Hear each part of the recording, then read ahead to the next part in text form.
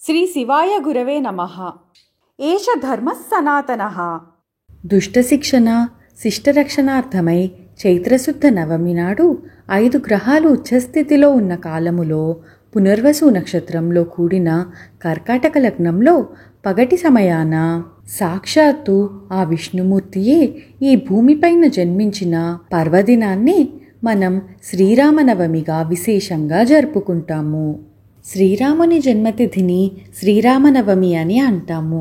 మరి ఆ రోజున కళ్యాణం ఎందుకు జరుపుతాము అన్న అనుమానం మనలో చాలామందికి వస్తుంది.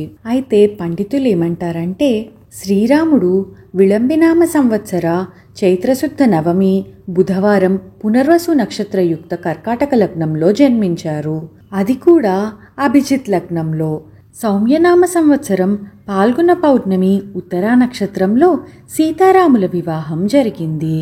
అయితే పవిత్రమైన రామజన్మతిథి నాడే ఈ కళ్యాణాన్ని జరిపి తద్వారా సీతారామానుగ్రహానికి పాత్రులయ్యేందుకు మన తెలుగునాట కల్పితమైన సదాచారమే ఇది.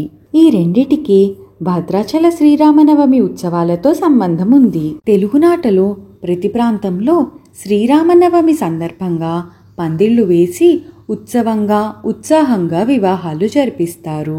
దివ్యత్వ మానవత్వాల ఆరాధ్య ఆదర్శ తత్వాలను కలబోసిన దంపతులు సీతారాములు. కుటుంబ వ్యవస్థకి మూలాధారమైన దాంపత్య వ్యవస్థ భద్రత కోసం పుణ్యదంపతులైన సీతారాములను సేవించి తరించుతారు.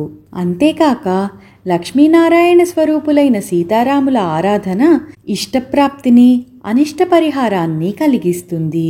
ఈ కళ్యాణ రూపంగా ఆ శాశ్వత దంపతులను అర్చించుకొని జన్మపావనం చేసుకోవడమే ఇందులోని పరమార్థం. శ్రీరాముడిని కేవలం మానవుడిగా మాత్రమే చూడడం పాక్షిక దృష్టి. లోతుగా పరిశీలిస్తే శ్రీరాముడు ఆదర్శప్రాయమైన మానవుడు మాత్రమే కాదు, ఆరాధ్యమైన నారాయణుడు అని కూడా మనకి తెలుస్తుంది. ఆదర్శం ధర్మము, ఆరాధ్యము దైవము. రామచంద్రమూర్తి ధర్మస్వరూపుడైన దైవము. మంత్రాది విద్యలు అస్త్రాది విద్యలు లోకరక్షణకు ఉపయోగపడాలే తప్ప ఒక వ్యక్తి స్వార్థానికి ఉపయోగపడరాదు. తపశ్శక్తిని స్వార్థానికి 10 మందిని బాధ పెట్టడానికి ఉపయోగిస్తే వాడు రాక్షసుడవుతాడు. తపశ్శక్తిని లోకక్షేమానికి ఉపయోగిస్తే వారే దేవత అవుతారు. ఆయనే శ్రీరామచంద్రమూర్తి. అందుకే అంటారు, ఎత్ర రామో భయం నాత్ర నాస్తి తత్ర పరాభవః. అంటే ఎక్కడ రాముడు ఉంటాడో అక్కడ భయం ఉండదు, రాముడు ఉన్న చోట పరాభవం ఉండదు. అసలు రాముడంటే రామాయ రామభద్రాయ రామచంద్రాయ వేధసే రఘునాథాయ నాథాయ సీతాయాః పతయే నమః. అంటే వేదవేద్యుడు, తాపత్రయాలు పోగొట్టగలిగినవాడు, పరిపూర్ణ కళలతో భాసించేవాడు, సృష్టికర్త అయినవాడు, రఘువంశంలో పుట్టినవాడు, జగన్నాథుడు, సీతాపతి అయిన శ్రీరామచంద్రమూర్తికి నమస్కారము. సుగ్రీవమిత్రం పరమం పవిత్రం సీతాకళత్రం నవమేఘగాత్రం కారుణ్యపాత్రం శతపత్రనేత్రం శ్రీరామచంద్రం సతతం నమామి.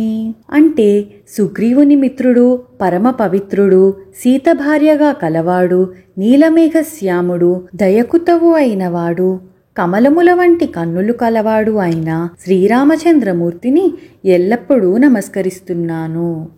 శ్రీరామ రామ రామేతి రమే రామే మనోరమే సహస్రనామ తత్తుల్యం రామనామవరాననే. విష్ణు సహస్రసారమే రామనామం. విష్ణు సహస్రం అంటేనే యజ్ఞస్వరూపం, యజ్ఞస్వరూపుడే రాముడు. ఈ శ్లోకాన్ని 3 సార్లు స్మరిస్తే ఒక్క విష్ణు సహస్రనామ పారాయణ ఫలితమే కాదు, భక్తులకు శివ సహస్రనామ ఫలితం కూడా లభిస్తుంది. శ్రీరామనవమి నాడు ప్రతి ప్రాంతంలోనూ బెల్లపానకం, పెసరవడపప్పు తీర్థప్రసాదాలుగా ఇస్తూ ఉంటారు.